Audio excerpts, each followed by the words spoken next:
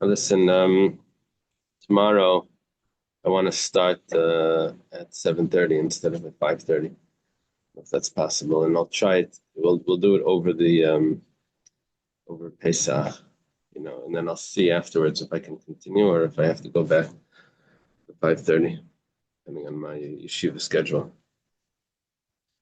So we didn't move yet. We're still in the old location.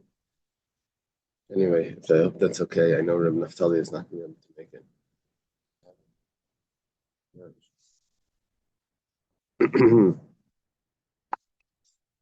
Okay. Another thing is my Shalom Zacher by my house Friday night, right?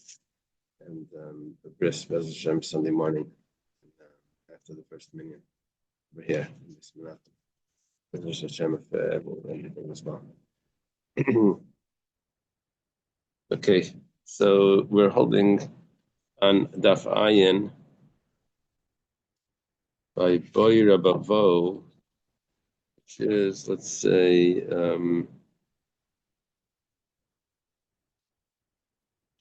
about 15 lines from the top.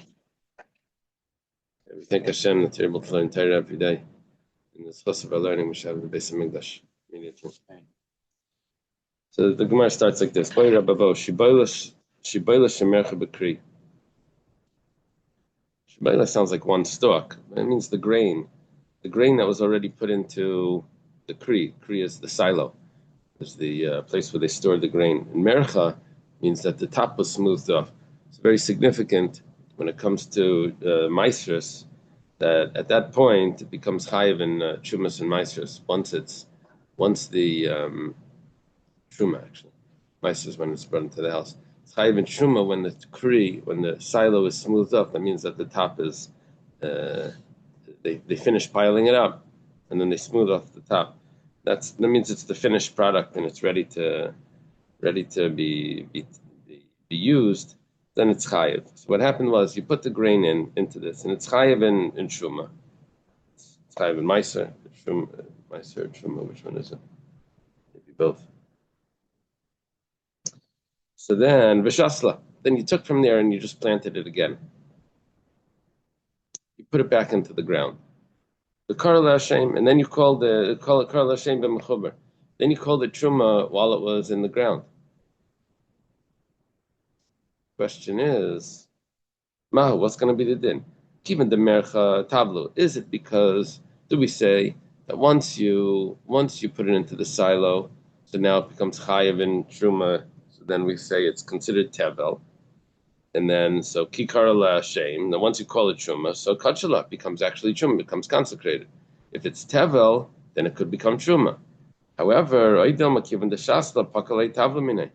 Maybe the obligation of truma goes off it once it goes back into the ground, because in the ground when it was in the ground it wasn't chayiv.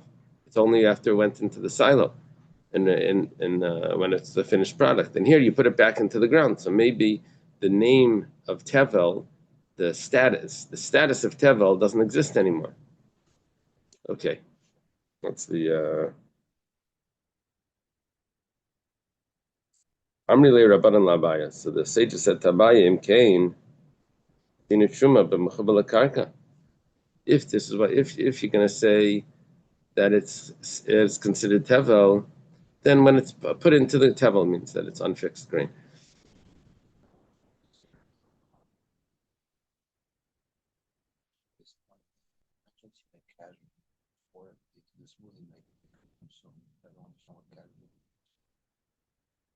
Casually means means not as an official meal. It can't be eaten as an official meal. You can't eat it on Shabbos, something like that. But you can eat it just to take a snack, but not as a meal. Yeah, that's in the Mishnayos and Eichlin Mimeno Arai. I think we've had that. Eichlin Mimeno Arai, that you can eat from it without if it's not an official meal. From it, it's still in the field. Right? Let me ask you something. The workers are allowed to eat in the field, right? You're not allowed to tell them that they can't eat. Right? You didn't take your Meiser. How you allowed to? Because you're allowed to just snack on it. You just can't bring it as an official food. So even before the Meiser. So so now we have a question. If you put it back in the ground, what's its status? We're going to find truma with things that are in the ground. We have a clear mission that says that there's no such thing. That things that are in the ground is not considered truma.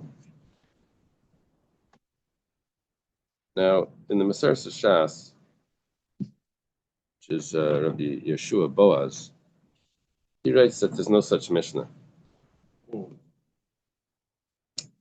Chazon Ish says that it's supposed to say Tanya. Tanya means a brisa as opposed to Tanan. Tanan means it's a mishnah.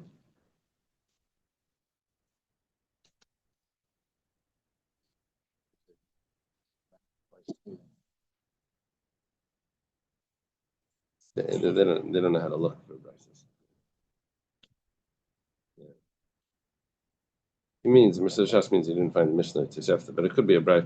We have loads of brises that we don't have. That's not a problem. It's a brise that we don't have.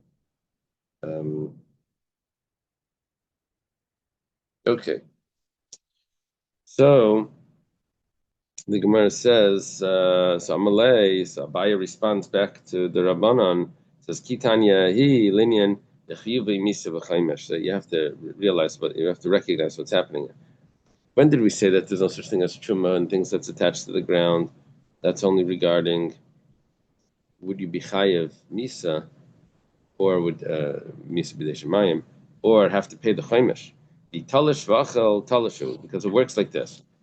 If you have a grain that's growing from the ground, let's say it is chayev in shumas and maasers already. So what are you going to do? If you're going to eat it, so then you just detached it from the ground. So it's not attached to the ground. How would a person become how would this be punishable? Only if he eats it. Then he detached it from the ground. Now let's say he didn't detach it from the ground. Let's say he ate it while it was attached. But in other words, he put his mouth straight to the stalk and he ate it from the stalk itself. So that's crazy. That's not even considered eating. That would be so abnormal that we wouldn't consider that to be a regular achila. Unless you're in Georgia. Oh yeah. Born.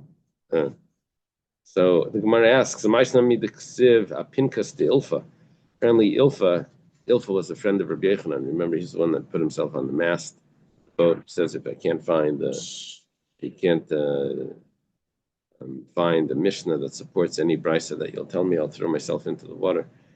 Anyway, it was on his ledger, on his notebook. It said, "Beitzein nivlas ha'oif hatar miktasan bachutz miktasan b'fnim b'fnim mitam begadam beisabliya mibachutz ein mitam begadam beisabliya." Let's say you have a bird that's laying an egg, and the egg is halfway in, halfway out, and then the bird dies.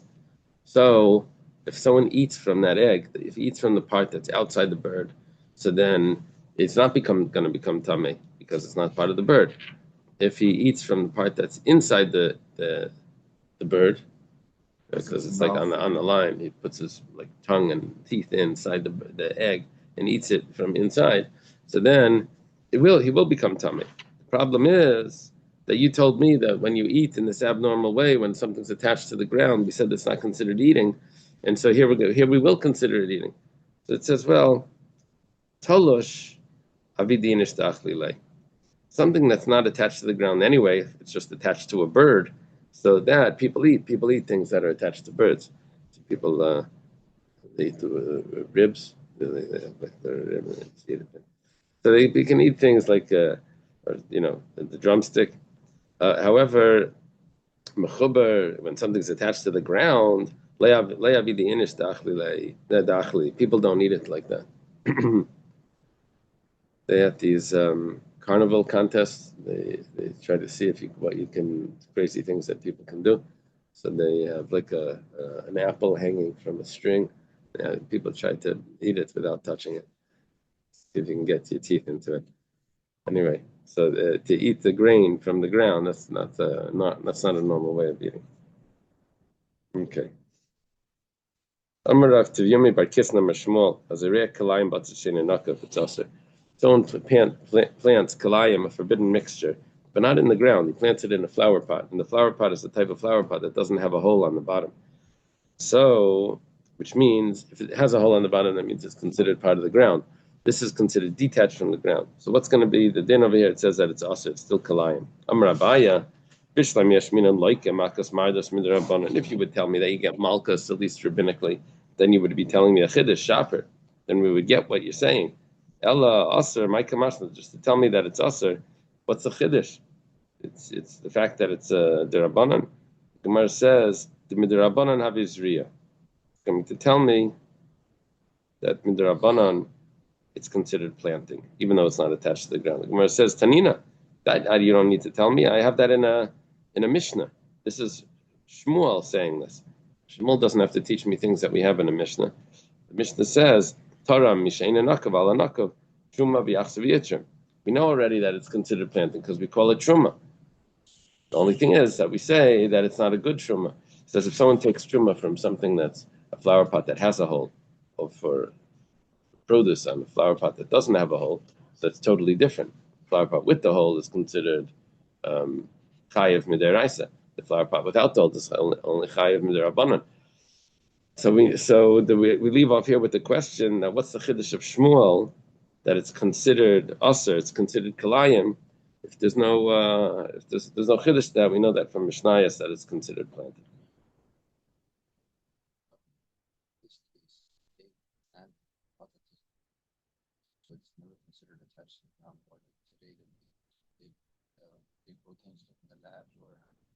Right.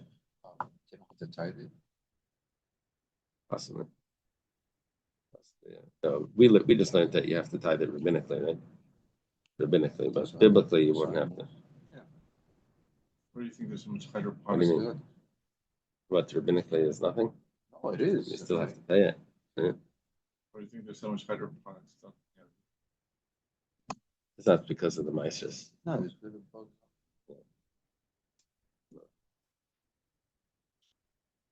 Oh, man. What is that?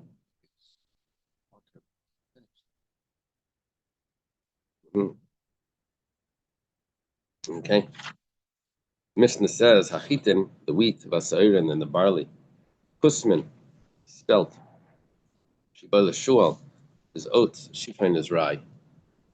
According to the classical interpretations, I'm sure the Quran is going to have people that the dissenting views of all of those. There's a lot of good pictures in here today. Let's see. Kusman is Triticum spelta. While spelt is similar to wheat, both in the manner of its growth and its appearance, can be distinguished by its 2 rows in every stalk. Okay. Oats is a matter of discussion among the commentaries of modern scholars. Many different suggestions have been offered. Rashi and many other commentators indicate that the grain is avina sterilis, which is oats. And in modern Hebrew, Shibboleth Shul is oats. Others say that this plant is more likely a domesticated barley than those oats that we have.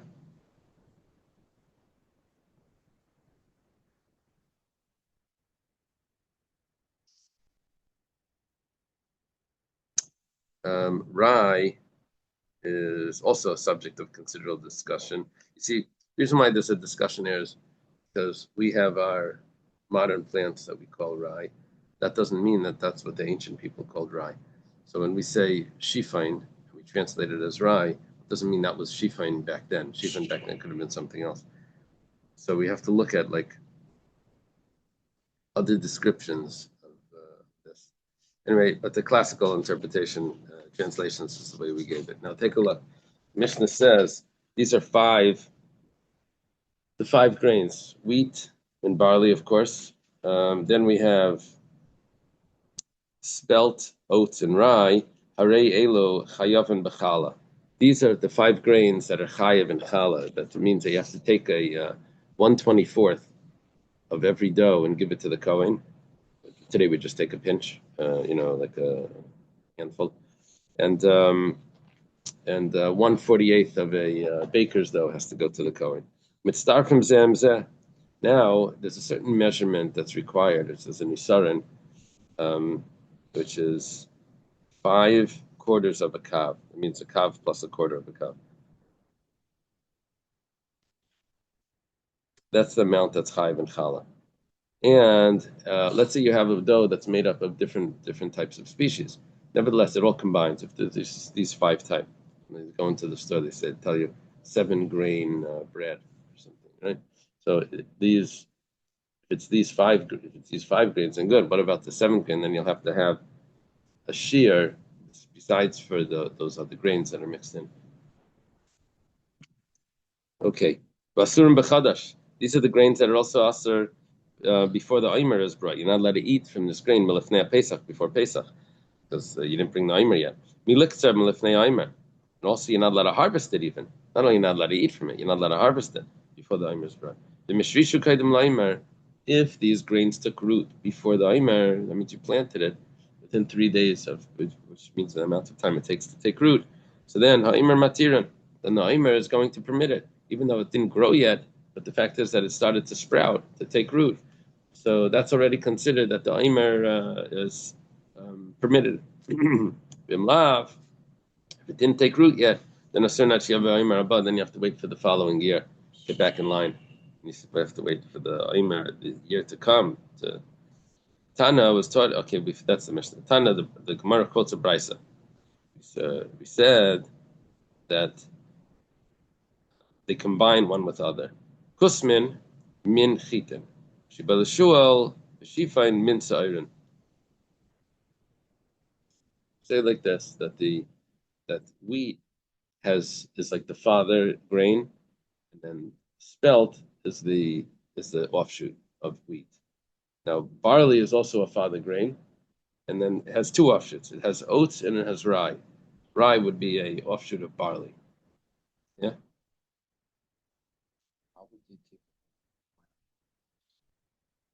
That was the first thing that they're allowed to harvest. They would harvest specifically for the Aimer. So now the Gemara says Kusmin, when we said spelled, that's in I guess in Aramaic that's gulba. Now gulba,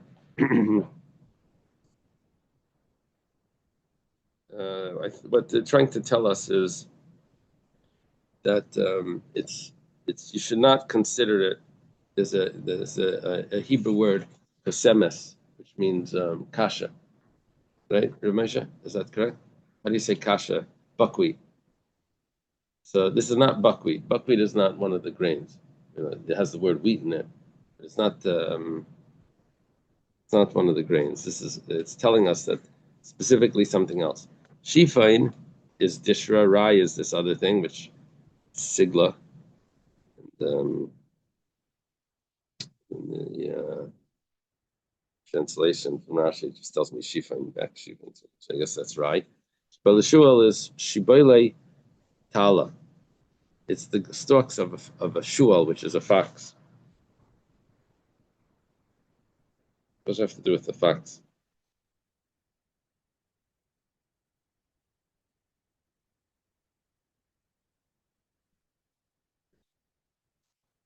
Okay. Yeah, he'll probably tell us what it has to do with the fox.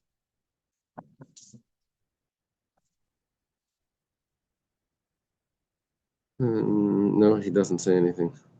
Okay.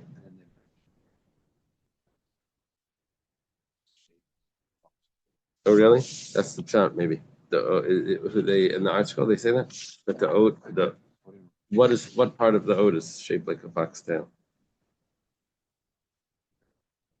The ear. The ear of the oat stalk is shaped like a foxtail. All right.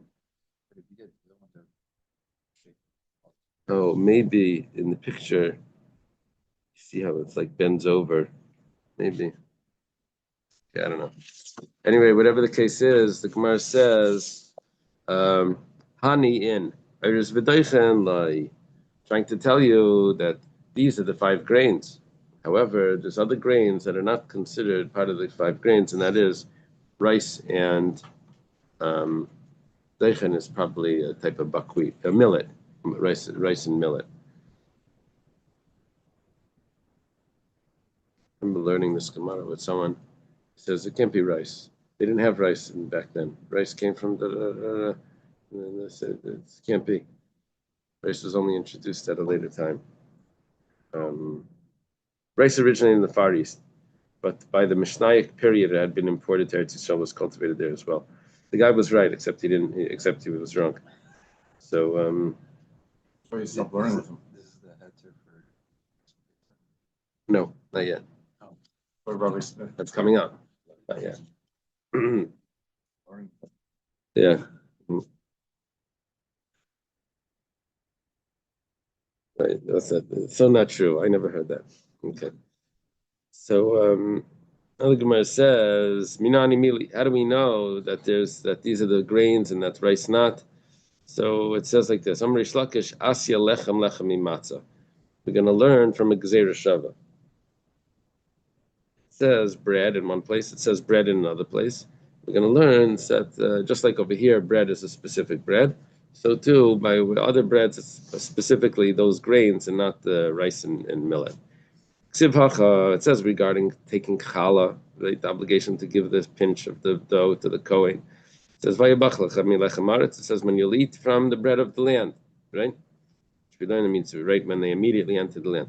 And over there it says regarding matzah on Pesach, it says lechamayni, the bread of affliction, or bread of poverty, or bread of response, right? A whole bunch of translations in the Gemara Pesachim.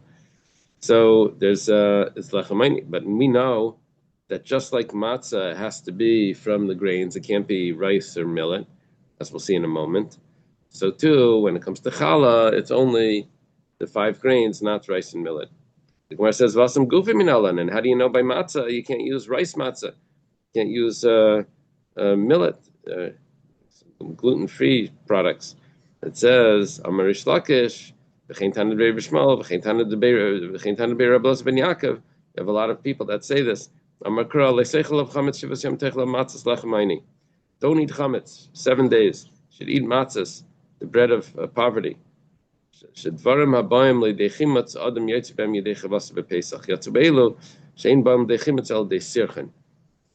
when you put the grains into water, then it'll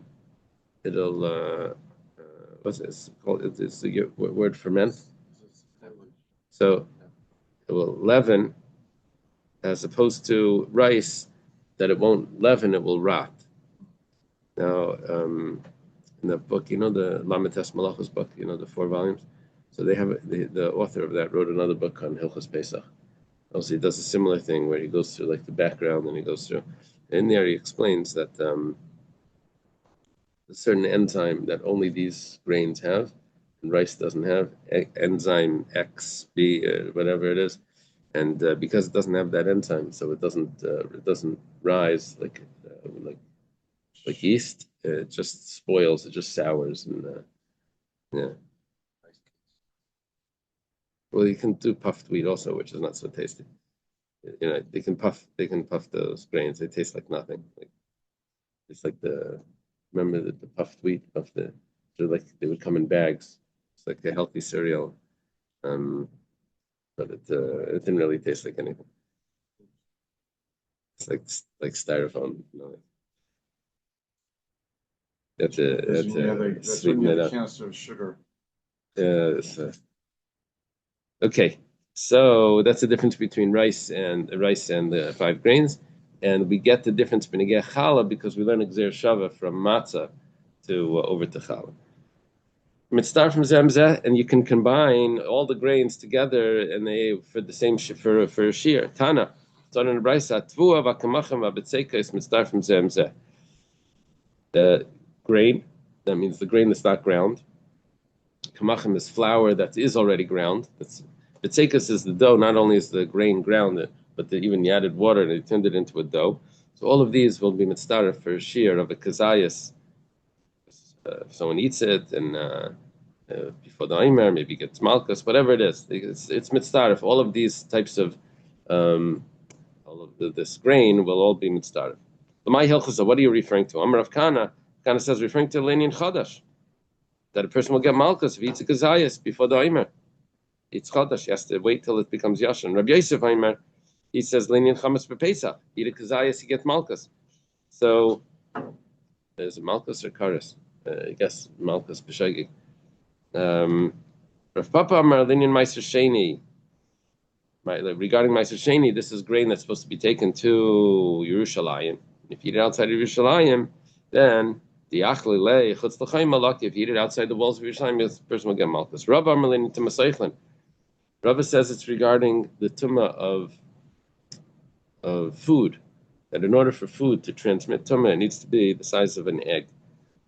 Bakamash Malan, it's coming to tell us that Tvua Ukamachim Dumya de Betzekas. When it comes to the raw grain together with flour, it has to be similar to a dough. Ma hasam uchlabeini, just like the dough is edible. It's not like perfectly edible because it gives you a stomachache. Whatever the case is that it gives you a stomachache because of the alcohol that's in it. Yeah, because the alcohol evaporates at a very low temperature, so you'll when you put it in the oven a little bit, you get the alcohol disappears. But when you eat it, when you eat the raw dough, that's why the kids they start to feel sick. The raw dough is from that badly fermented alcohol that's in there. Anyway, so just like the dough is edible, so also afacha nami uchla beine, it has to be when it's edible. However, if it's still in the husk, it still has the chaff on it, then that's not going to be edible, and that's not going to combine. Gemara says v'hatanya. We even have a brisa that supports this. It says chita bein klufa bein sheina klufa mitzdarefes. The wheat has a very small, very thin chaff, and you're able to eat the chaff that's on it. So ira kalufa mitzdarefes. Sheina kalufa ein mitzdarefes. I think that's why they sell. It's called pearled barley. Pearled means that they took off the outside.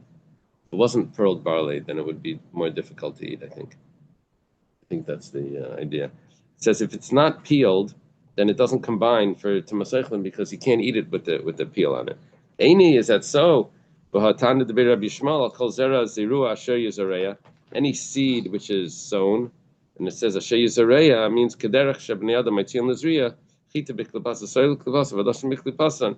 That means that even if it is with the peel, it's still considered susceptible to give off tuma, which means that it does combine. It says like kasha.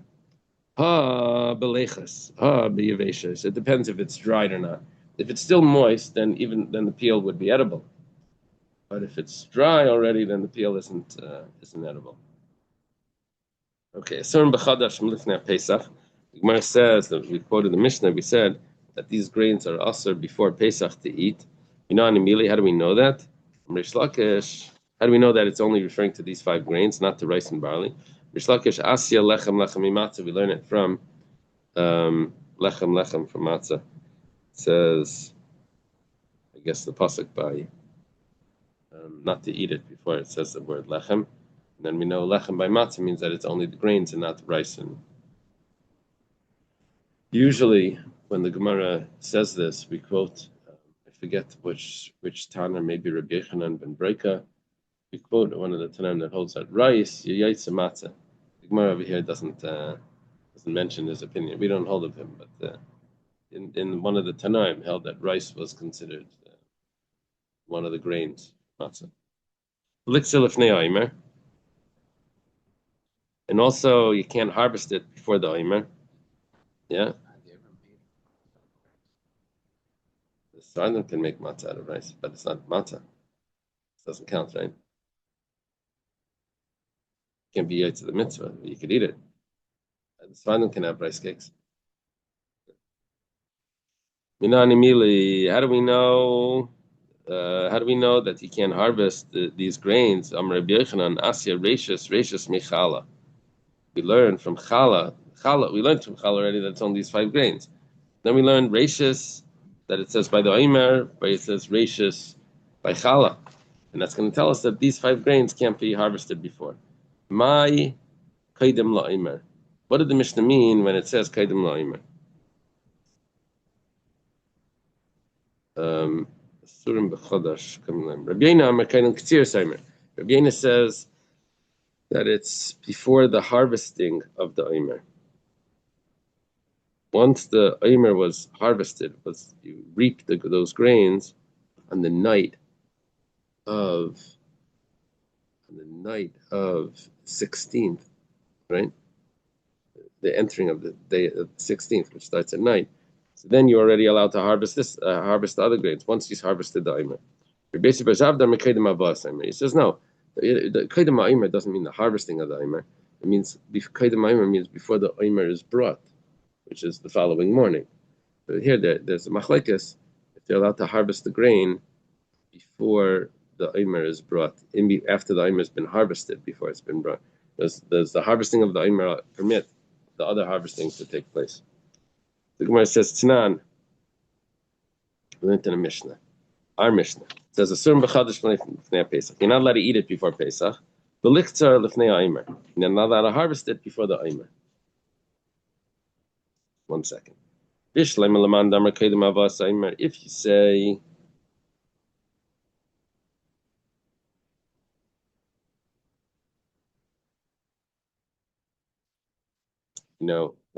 some of the commentaries here, they changed the word Asur b'chadash l'fnei Pesach.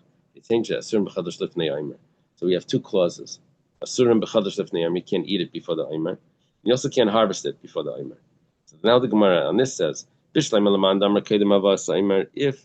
you say that it's before the omer was brought, so then when it says you're not allowed to eat it before the omer is brought, that's why we didn't put it in 2 cases, because it's 2 different times. The eating of it would only be after the omer is brought, right? You can't eat the new grain till the omer is brought. Harvest the new grain that you can harvest already from the time that the omer was harvested. However, but if you say that the eating of the grain is only before the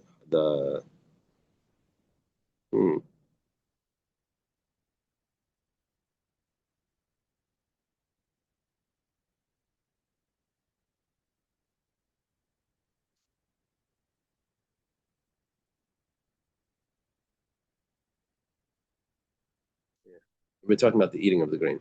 Not the harvesting. We're talking about, are you allowed to eat from the grain after before the omer is brought, once it becomes daylight? That's really the machlekes here. Once it becomes daylight, before the sacrifice, the omer offering was brought. So we have 2 opinions here. So according to Rabbi Yoina, he says that once the omer was harvested, immediately in the morning, you would be allowed to eat from the new grain. And Rabbi Yisrael Zavda says that only after the omer was offered. So it's later in the day when you'd be allowed to eat from the new grain. So now when it says, Asurim b'chadash l'fnei Pesach v'lichtzar l'fnei omer, so when we say, if l'fnei ha'omer means kaidem havas ha'omer, so then we have 2 stages here.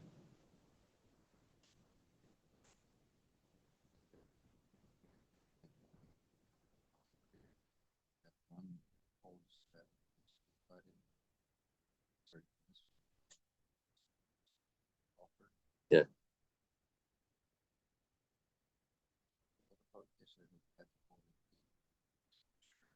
That was after the temple. After the temple time, we said the whole day is also, right? And then we had a machlekes. If you had to wait, or you didn't have to wait, or it was mutter by day, right? In the morning. So now, just 1 second. What's this Yud Gimel?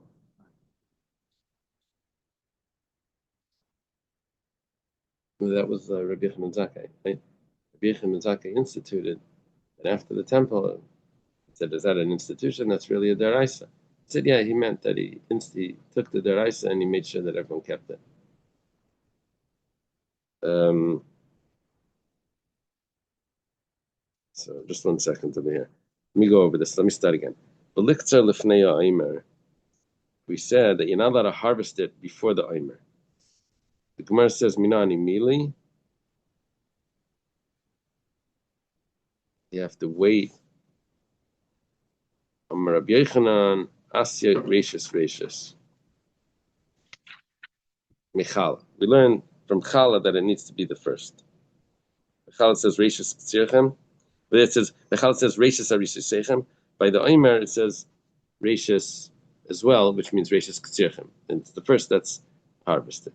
The other Gemara says, what does it mean? Asurim b'chadash kaidem la'omer.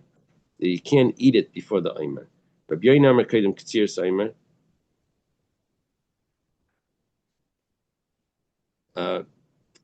Before the harvesting of the Omer. Once the Omer is harvested, you can already eat it by the morning. There's a little gap over there in this interpretation. It's harvested by night, but nevertheless, you have to wait till the morning. And Rabbi Yisrael not only in the morning, but you have to wait until it's actually brought. Even if it's already light, in the 16th by day, but you still have to wait. Now we said 1 second. Asurim b'chadash lifnei Pesach. V'liktzar lifnei Omer. Based on our Mishnah, we have 2 time frames here. We have when you're allowed to eat it. It's prohibited to eat before Pesach. It's prohibited to harvest before the Omer. So why do we have 2 times here? Now, again, we have we have another commentary that learns it.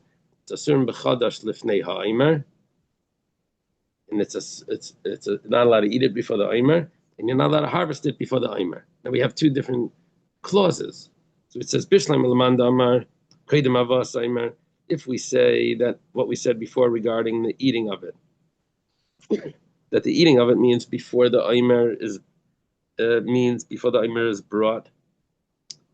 That means the harvesting was allowed to beforehand. The eating of it is a different time. Kind of like our Levitanilo. That's why we didn't put them in the same clause, because we have 2 different times here. But if you say that you're not allowed to eat it from before the Omer was harvested, once it's harvested in the morning, you're immediately allowed to eat it. So why did we say 2 different clauses? Why don't you just say both of them together? Asurim b'chadash v'liktzar lifnei Pesach or lifnei Omer. That it's also to eat or to harvest before the Omer, and it's both the same time. Rather, if we're going to learn like this, that there's a machlekes regarding when it says if it's before the harvesting or before the bringing of it, a seifa itmar. That machlekes was really what it says later on. And if it took root before the Omer permits it. On that clause, we say 1 second. If before the Omer means what? Before the harvesting or before the bringing? You have a machlekes. What does it mean if it took root before the Omer? That you have extra time. It's before the bringing of the Omer. You have another 6 hours until from the morning until it's brought, or it's probably brought early in the morning anyway. But Rabbi Yisrael no, it's already from the night before that it needs to have taken root. Rabbi Lazar says to Rabbi Yoshia that lived in his time, because this is excluding the earlier Rabbi Yoshia. There was a Tana. There was a Tana that argued with Rabbi Yonasan, Rabbi Yoshia and Rabbi Yonasan. It says no. This is that he was called Rabbi Yoshia Zakin. Now,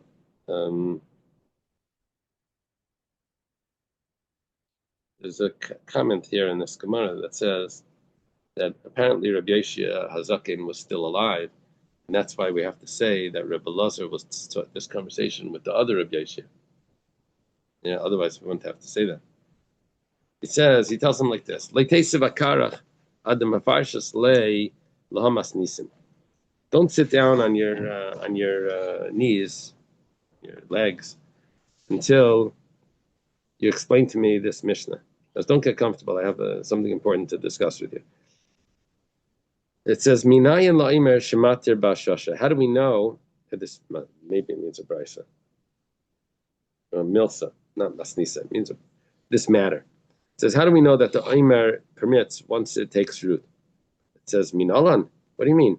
Diksiv aviv. Lav mechlal dekad lav aviv. See what the pasuk says. says in Takrav Minchas Bikurim Hashem Aviv Koli Beish Gersh Karmel Takrav Minchas Bikurecha, which means that which type of grain do you have to take? You have to take the grain that's already full. Aviv means that it's full and it's ripe. It means it has to be the ripe grain. It means that there must be other grain there that's not ripe. But nevertheless, that grain that's not ripe, the omer is mater. You take the omer from the ripe grain.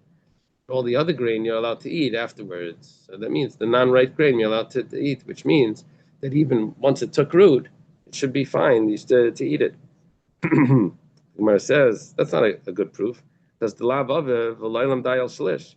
Maybe it means not ripe. Doesn't mean that it took root. There's a lot of stages between taking root and not ripe. It could be that it's only grew 1/3, but that's much more than just taking root. Taking root just means that it's sprouted.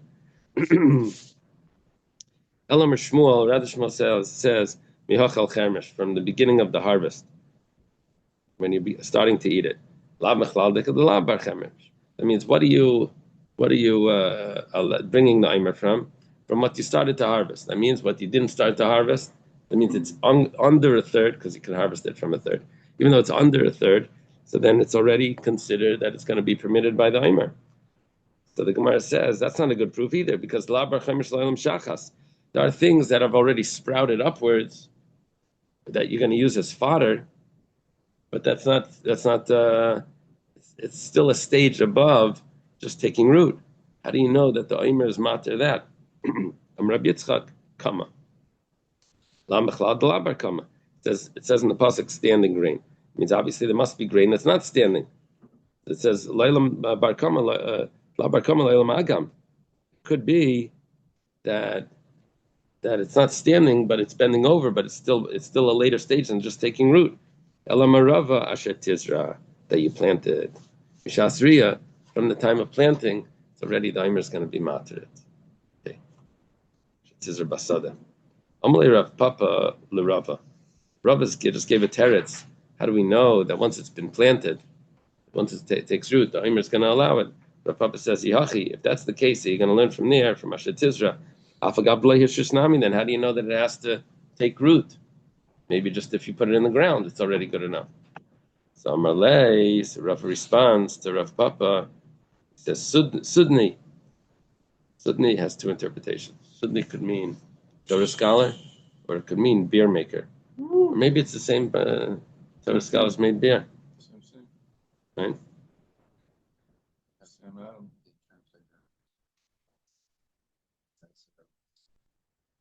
Yeah. So possessor of the secret would be based on the pasuk of Seid Hashem Nirev. Sudni, he has the secrets of Torah. Or the other interpretation is that it's that beer making was a secret to getting wealthy, and so he had the secret of the wealth, maybe the secret ingredient.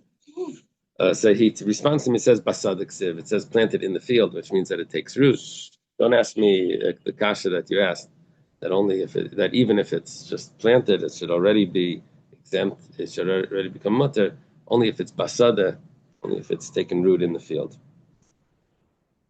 Okay, we said before, we quoted this Mishnah in passing. We said, "Kaitzin beis hashlachim sheba makim." Even though you're not allowed to harvest grain for the omer, but there's certain types of grain you can't bring the omer from anyway, so it doesn't need to. The omer was the first of the harvest, right? But there's other grains that it's not eligible for the omer that you would be allowed to harvest beforehand. Doesn't mean to eat it, but you're allowed to harvest it. That's the beis hashlachim. That's the fields that require irrigation by hand. Shebamak means of the valleys. Okay, but even if though you're allowed to harvest it, but you can't pile it up. You can't make a pile of grain. The people of Yerichai, they would harvest when the sages would allow that. However, they would pile it up as well, and the sages were not happy with that. However, they didn't protest. Now it goes on. The Mishnah goes on. It says, even though you're not allowed to harvest before the omer, but that's only for human consumption. For animal fodder, that you are allowed to harvest, and you're allowed to feed it to the animal. Rabbi Yehuda Imasai bisman shemaschel ad shleihevi. That's only because you started to harvest it before it grew a shlish, ad shleihevi shlish. Then you're allowed to continue even afterwards. However, if you didn't start, then you're not allowed to continue. Reb Shimon Yiktzu v'yachal af mishevi shlish.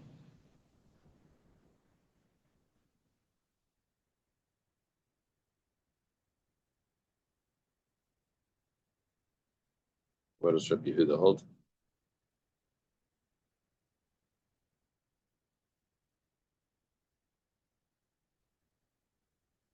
Oh, Rabbi Shimon holds you're even allowed to start after it grew a third. Yeah. Rabbi Yehuda holds only if you started before it grew a third. Shimon says you're even allowed to start after it grew a third, as long as you're giving it to any animal. The kaitrin mipnei anatias. You're also allowed to harvest if it's growing in a place that it would become a forbidden mixture. For example, if there's grapes growing there, so you don't want to pull out the vines, you harvest the wheat, pull the wheat out, right? So that you're allowed to do. Also, if the people are coming, and they're coming to be menachem aval, you're allowed to clear an area in order to have to set up seats for the people to come and sit. Maybe bittul based medrash also, if the students are coming and you need like an area for them to sit, you're also allowed to harvest, even though it wasn't the omer yet. You can't put them into bundles, but you're allowed to leave them just as single pieces, and in those situations. Mitzvah sayim alav min akama. The omer is supposed to come from kama. That it has to be the standing grain. Lay matzah yavim min amarim. If you don't find standing grain, then you can bring it from the grain that's already bundled. Mitzvah say lavim min alach. It should be moist grain. Lay matzah. If you can't find moist grain yavim min yavish, then you can bring it from the dry grain. Mitzvah say lichter balayla. The mitzvah is to cut it by the night of the 16th. However, nixer b'yayim kasher. If they didn't get it harvested, they harvested by day. That's also kasher. V'deichas Shabbos, and the harvesting could push off the Shabbos if the 16th was on Shabbos. Tanya went in a brisa. Binyamin Aimer, you'll do the harvesting, and then you'll bring the Aimer. That means like you can harvest it before it's brought. It says the first of the harvest goes to the kohen. Haketzad. What's the contradiction? So Ktsartim sounds like you're allowed to do any harvest.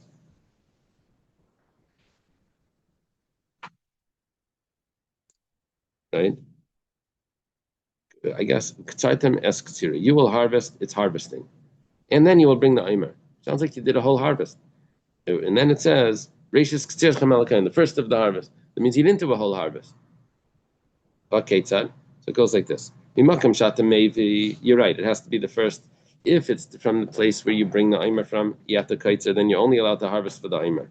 If it's the base of Shlachim, places where you're not allowed to bring the Aimer from anyway, then at the kaitzer over there you're allowed to harvest. So the pasuk, it says you do a harvest, it's talking about those other areas. Ema mimin maybe at the kaitzer, maybe what it means is only the grain that you're going to bring it from, which is referring to barley, that you're not allowed to harvest. Min maybe, but other types of the grain, which is spelt and oats and the rye and the wheat, that you are allowed to harvest at the kaitzer. It says hahu loy you can't say that midur Rabbi Yechanan, because Rabbi Yechanan made Gzer Shavah before, where he said rachis. He learned from Chala that all the grains have the same halacha. So we know that you're not allowed to harvest before. It's only the type of grain that wouldn't be allowed because of its inferior quality. This is a famous Gemara, but Anshe Yerichai. Sure, Chaim, remember this from my Marim. But something that Anshe Yerichai would do. Remember? Shema. They would call it Shema. Very good. Oh. That was a trivia test there. Okay, Man Shamatle, we'll see it in this Gemara. The Gemara says, Man Shamatle, Damar Micha V'lai Michu. Who says this opinion that says that they protested and they didn't protest?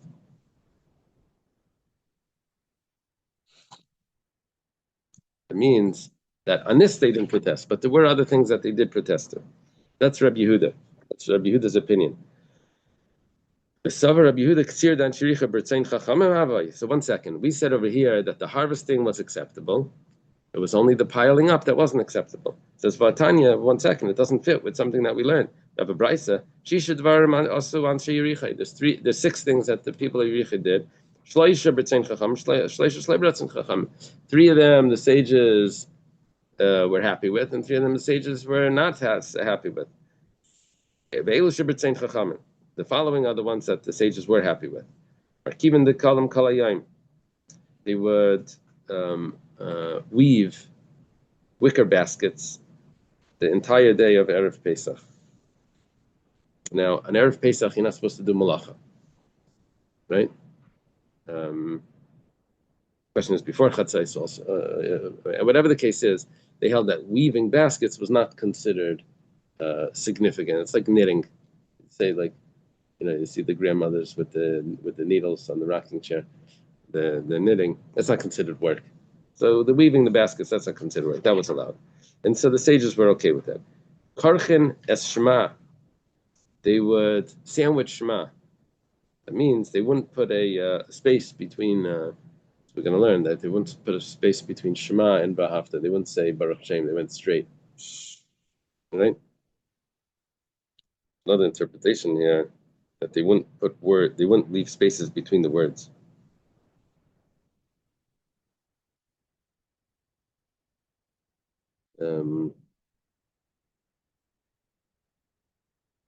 Lohim Mafsikin ben Yisrael L'Shem.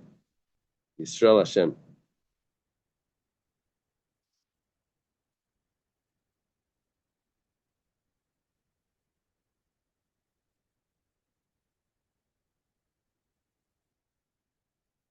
Ech ben Echad LeBaruch. What's the Baruch in Taisros? Look up Zion here.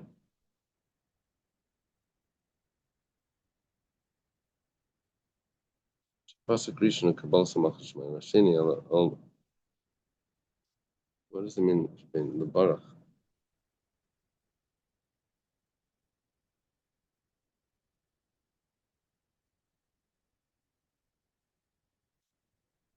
Rashi says, Korchen Shema, they would say Shema Yisrael, and they wouldn't put a space between the words.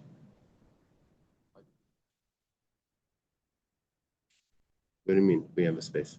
Every word, we always have spaces between words. We don't make one line. Supercalifragilisticexpialidocious. We don't divide it up. We always have spaces. They would say it all as like one long word, it sounds like.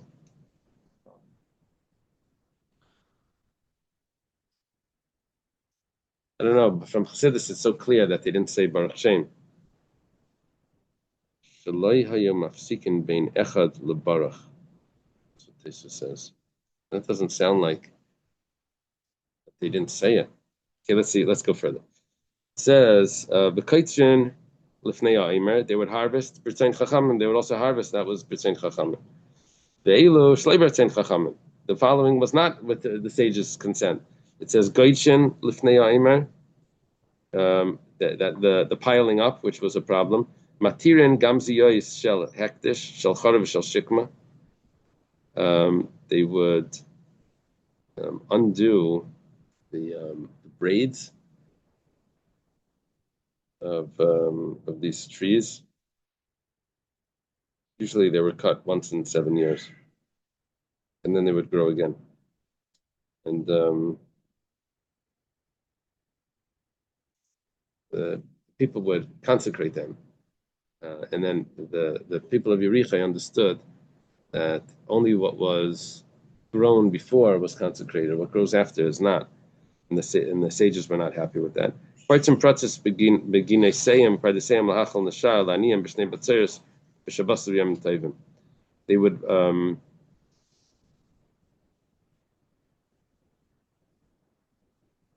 They would close up the breaches in the orchards and in the gardens because of the fallen fruits from the poor people on Shabbos and Yom Tov. Now, let me see how they translate this. It would make So they wouldn't? would. So they would be able to eat it, so they shouldn't be able to eat. Would be. So it was like it was a nice thing that they were doing. Allow them to. Nevertheless, it was done on Shabbos. It was a problem, right? So these are carob trees and sycamore trees. They would make breaches, parts and trees. They would make breaches in the walls of the gardens in order to feed the fallen fruit to the poor. Okay. Another thing is another thing is and they would also give paya from vegetables and micho biyadam, and the sages protested against this. What was the problem with paya from vegetables?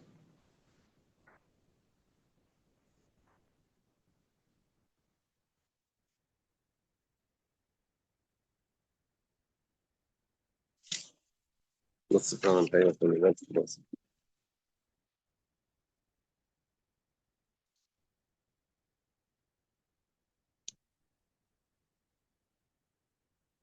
Oh, did I skip? I skipped. I'm so sorry. Divrei Meir. So that's what Amalei Rabbi Yehuda.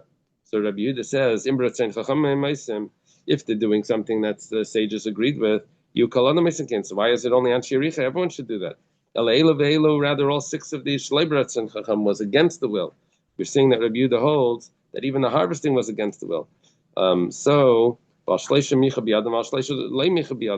it was only that three of them they protested and three of them they didn't protest, but the sages weren't happy with any of it. The ones that they did not protest were Makiv and the Kalam Kalayim, Kachem Shema, the Kaitzim and Gaitzim Lefnei Aimer. They didn't protest about the harvesting and the piling up before the Aimer. The Eilu Shemicha Biyadam, and the ones that they did protest was Matirim Gamziyah Shel Hektish Shel Chuv Shel Shikma. They allowed the further growths of those trees that were consecrated. Parts and pratzes begin to say, they would make the breaches in the so that the poor could come and eat, even though it's Shabbos. And they would give paya umicha biyadam. The sages protested. Now the reason for this is because the paya was because really it's pater. The problem with it is because really Yerek is chayiv and meiser. But if you give it as paya, then it becomes, you're exempting it from meiser. You're making it look like it has, like it's exempt. It's really not exempt. Okay, so whatever the case is, we see that Rabbi Yehuda holds that the harvesting of Anshe Yerichai was against the will of the sages, not the way we learned. It says, Tameich, Shisha, Shivahava, according to what we said, he said 6, there's really 7. What we're going to need to do is if you delete the harvesting, then it leaves us back with 6. Yeah. Okay, let's leave it over here.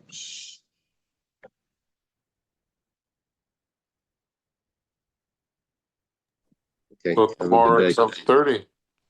Tomorrow 7:30. Yeah. Okay. We'll try to do that over the break, and then we'll see what happens after. Okay. Mark on board. For me.